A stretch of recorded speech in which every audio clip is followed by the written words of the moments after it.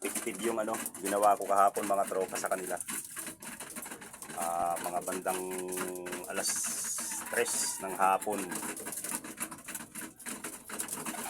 Ginawan ko sila ng ano, mga kurbata. Ano sila, hindi na sila dumapo sa poste.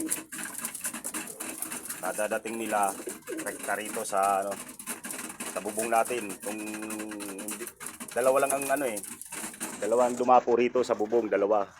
Halos lahat dito sa ano, dito sa landing board dumapo. Yung ginawa ko sa kanila, ito mga tropa, panoorin niyo. Mga kurbata yan, mga tropa, kalat-kalat sila. May kurbata. Pag dadapo sa poste, naiilang sila, lilipad ulit. Kalat-kalat. Ayun o, dadapo doon o. Ay, hindi, dumiretso. Kalat-kalat. Eh, ayaw natin na pagdadating ng training sa truck, eh, didiretso sa poste. Ayun o, tingnan natin. Pag may dadapo sa poste.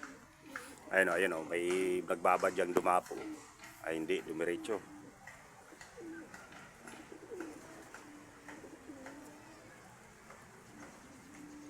Nabubugaw sila na ano, naiilang sila pag nasa poste, kaya lilipad din agad.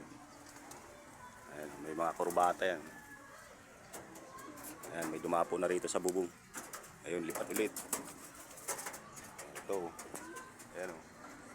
Lipad.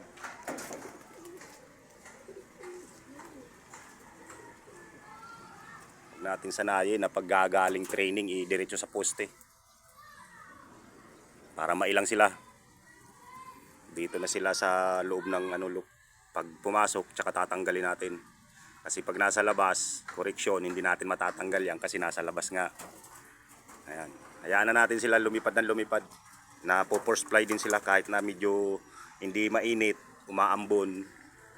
At least nakakatulong din sa kanila yan para lumakas ang ano, ang pakpak ulit nila kasi ang tagal na natingga sa ano, kulungan.